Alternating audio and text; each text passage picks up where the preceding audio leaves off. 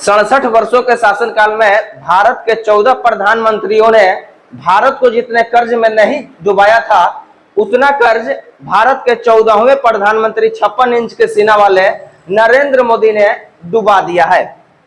यह बात जब कांग्रेस के स्पीकर सुप्रिया जी कह रही थी तो लग रहा था कि यह मजाक हो सकता है, या यह लग रहा था कि विपक्ष में है कांग्रेस इसलिए ऐसा कहा जा रहा होगा। लेकिन जब भारत के ही वित्त मंत्री निर्मला सीतारमण जी के द्वारा जब यह बात आया है कि भारत पर 155 लाख करोड़ रुपए का कर्ज पिछले 9 वर्ष में हो गया है, तब यह बात विचारणीय हो गया है। अब बात हम बताते हैं विस्तार से।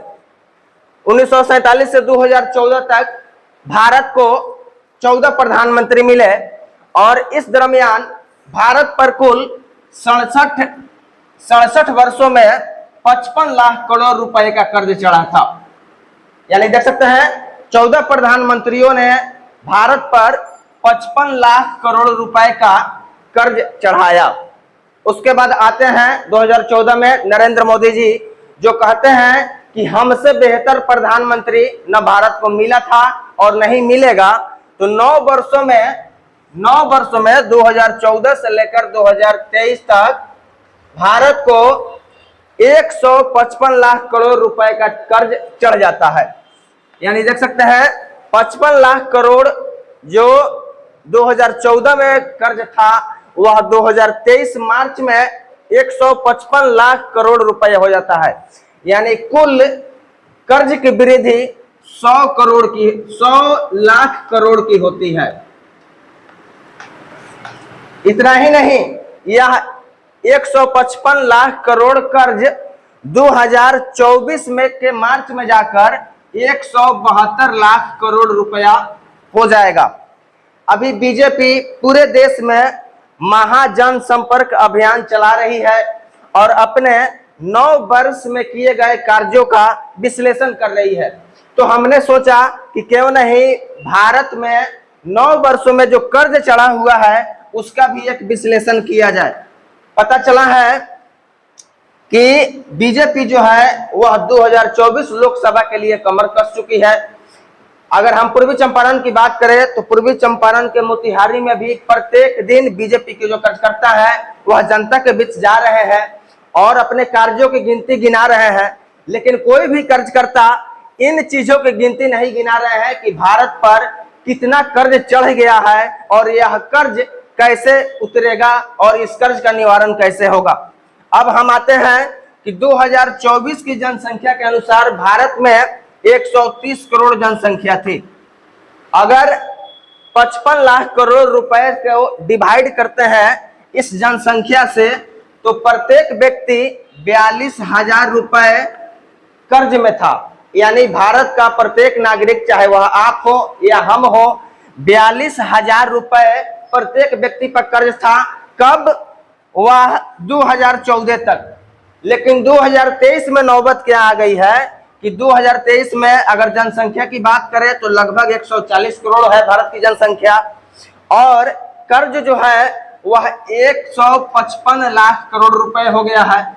अगर डिवाइड हम करते हैं तो यह कर्ज वृद्धि होकर के प्रत्येक व्यक्ति 1 लाख रुपया हो जाता है।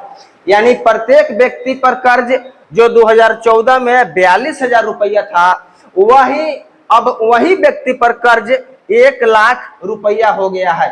देश आगे बढ़ रहा है, देश विकास कर रहा है। कैसे मान लिया जाए कि जब आप पर कर्ज जो है वह दिन प्रतिदिन बढ़ते जा रहा है, आप कर्ज में दबते जा रहे हैं, तो यह कैसे विश्वास कर लिया जाए कि हमारा देश मजबूत हो रहा है, हम मजबूत हो रहे हैं और सभी लोग आगे विकास के रास्ते पे चल रहे हैं। अगर यह जो कर्ज था यह केवल बैंक से लिया गया कर्ज है, कॉरपोरेट से लिया गया कर्ज है, यह जो कर्ज है यह किसी संस्था से लिया गया कर्ज है। लेकिन अगर विदेशी कर्जों की हम बात करें तो विदेशी कर्ज 19,000 करोड़ रुपया था 2014 में, और इस 9 वर्ष में 31,000 करोड़ रुपया नरेंद्र मोदी जी ने लिया है देश के लिए विदेशों से। यानी यह अगर दोनों को अगर ऐड कर दिया जाए तो 50,000 करोड़ रुपया इधर भी बढ़ जा रहा है। 50,000 करोड़ रुपया इधर बढ़ जा रहा है। यानी कर्ज चाहे विदेश से लेने की बात हो या बैंक से लेने की बात हो, कर्ज जो है वह दिन प्रतिदिन बढ़ता ही जा रहा है। तो यह सवाल कैसे हम लोग मान लें और यह कैसे मान लें कि भारत मजबूत हो रहा है, भारत विकास कर रहा है।